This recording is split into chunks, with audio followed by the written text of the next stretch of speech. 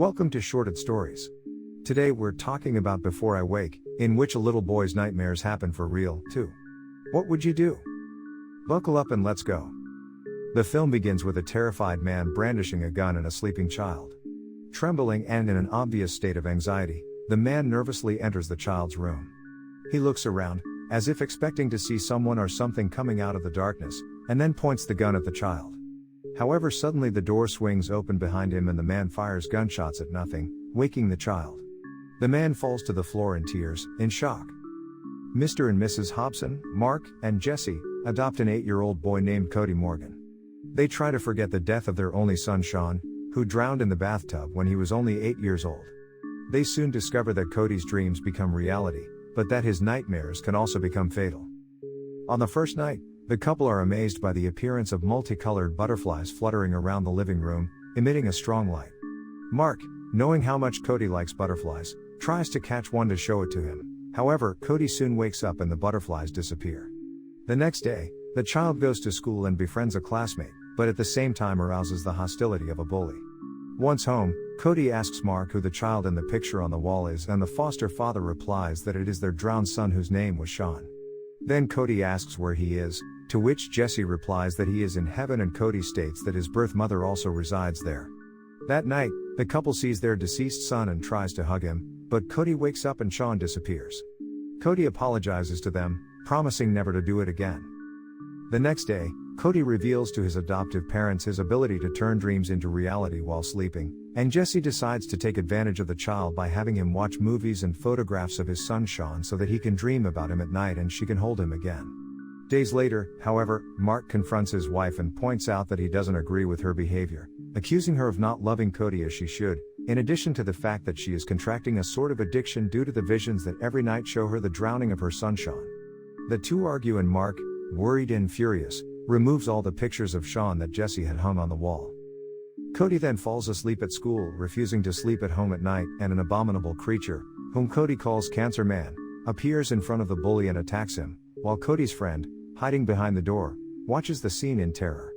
Meanwhile, Jessie goes to a doctor and asks for advice about her son refusing to sleep at night, getting a prescription for a sleeping pill from the man.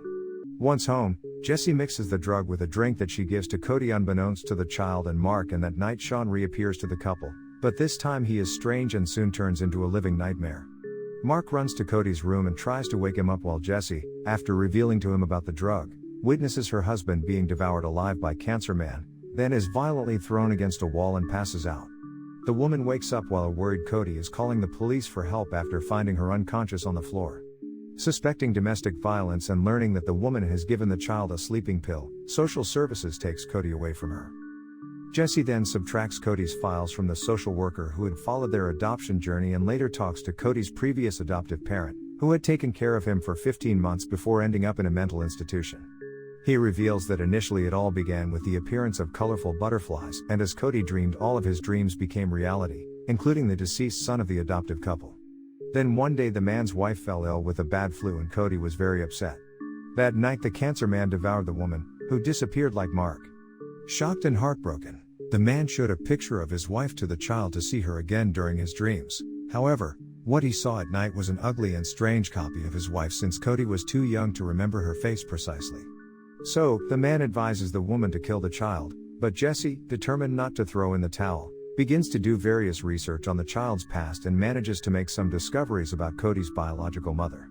Having found what she wanted, the woman runs to Cody's orphanage, where in the meantime the staff had realized that the child hadn't slept in 2 days, and gave him a shot to induce sleep. Jessie enters the building, which is deserted and unnaturally quiet. She witnesses a series of terrifying visions in every room, including one concerning the death of Sean and Cody with his adoptive family, while the entire staff of the institute is pinned to the wall by a series of strange black cocoons. Finally, she arrives at Cody's room, but before she can reach him, she is confronted by Cancer Man. But she promptly pulls out of her bag a small pillow in the shape of a blue butterfly, in front of which the monster remains as if paralyzed as well as strangled. The woman embraces the creature, which turns out to be a distorted memory of her biological mother who had cancer and died of it, hence Cancer Man, and it takes the form of Cody and then disappears. Jessie places the butterfly-shaped pillow on the child's chest and then picks him up and carries him out of the room, not before whispering to him to release all the caregivers at the orphanage. Along the way, the child's nightmare is transformed into a beautiful and wonderful dream, and all of Cancer Man's hostages are released. The next day, Jessie gives Cody his biological mother's diary, which shows how much unconditional and immense love she had for her son and his particular gift. However, pancreatic cancer caused her to die when he was 6 years old, causing him to have severe anxiety, which is especially apparent when someone is sick or ill. At night, Cody asks his mom to tell him a bedtime story, and she tells him the story of a boy who wanted a mom and a mom who wanted a boy, a bad boy waking up at home, a wife reuniting with her husband, and a dad joining his son. And when Cody asks her if that would really happen, his mother Jessie tells him that it's up to him to choose whether or not to make it happen. The film ends with Cody squinting his eyes and then opening them again to make a bright blue butterfly appear in his palm, a sign that the child is now able to daydream as well. You thought this was exciting and cool? Then subscribe so that it will soon be shorted stories again. Movies tailored to you.